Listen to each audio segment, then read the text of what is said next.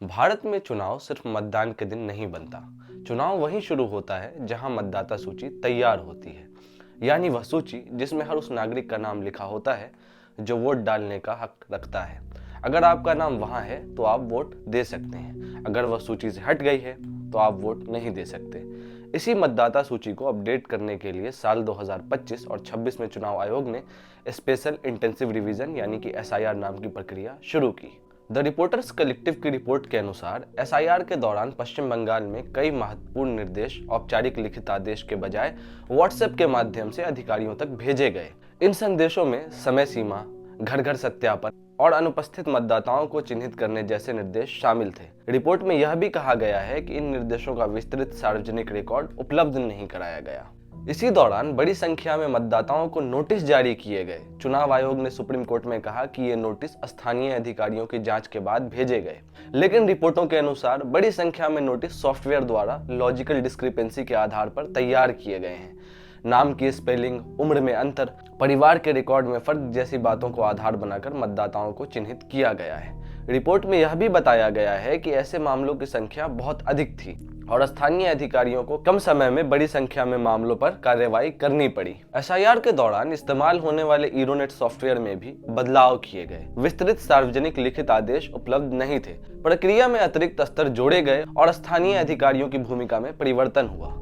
किस मानक पर नाम चिन्हित किए जा रहे थे, इसका पूरा विवरण सार्वजनिक रूप से स्पष्ट नहीं था, ऐसा रिपोर्ट में दर्ज है। द रिपोर्टर्स कलेक्टिव की एक अन्य रिपोर्ट में यह बात बताया गया है कि कुछ इलाकों में मुस्लिम मतदाताओं के नाम हटाने के प्रयास बार बार किए गए। रिपोर्ट के अनुसार एक ही व्यक्ति के खिलाफ कई बार आपत्तियां दर्ज की गई, जिसके कारण उसे बार बार दस्तावेज पेश करने के लिए बुलाया गया। कुछ क्षेत्रों में यह पाया गया कि जिन लोगों के खिलाफ आपत्ति दर्ज की गई थी वे उसी पते पर रह रहे थे, फिर भी उनके खिलाफ नाम हटाने की प्रक्रिया शुरू की गई। जून जुलाई में BLO लोग घर घर जाके फॉर्म भरवा रहा था।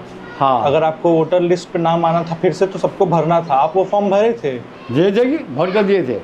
तो 3 बेर कागज दिए हैं सब, 1 बेर नहीं 3 बेर। क्या करें हम?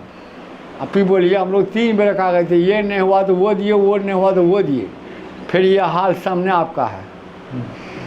जब पूरा जिंदगी वोट डालते आए हैं तो अभी कट गया तो हम लोग क्या करेंगे? मतलब मुखिया जी जाने का क्या होगा। अब आप मध्य प्रदेश के इंदौर का डाटा देखिए जो स्क्रॉल की रिपोर्ट में प्रकाशित हुई है।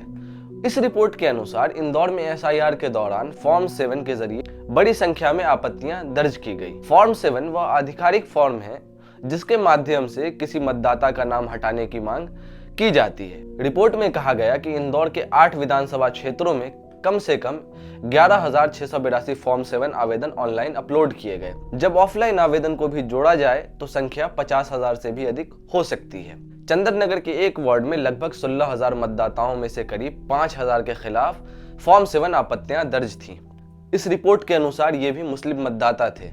खजराना के एक वार्ड में लगभग 11,000 मुस्लिम मतदाताओं में से लगभग 7,000 के खिलाफ आपत्तियां दर्ज की गईं। बिजलपुर कॉलोनी में कम से कम 53 लोगों के खिलाफ एक ही इलाके में आपत्तियां दाखिल की गईं। फॉर्म 7 की आपत्तियों में दावा किया गया कि संबंधित व्यक्ति उस पते पर नहीं रहता या वह नागरिक नहीं है।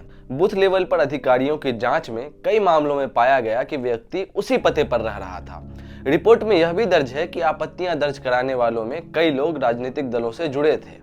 इन सभी तथ्यों को अगर एक साथ रखें और देखें तो डाटा यह दिखाता है कि SIR प्रक्रिया के दौरान बड़ी संख्या में नोटिस जारी हुए, बड़ी संख्या में फॉर्म 7 आपत्तियां दर्ज की गई और कई इलाकों में मुस्लिम मतदाताओं के खिलाफ हजारों आपत्तियां सामने आई। कुछ मामलों में एक ही व्यक्ति के खिलाफ बार बार आपत्तियां दर्ज की गईं। कई मामलों में जांच में पाया गया कि व्यक्ति अपने पते पर मौजूद था। ये सभी तथ्य प्रकाशित रिपोर्टों और दर्ज आंकड़ों पर आधारित है।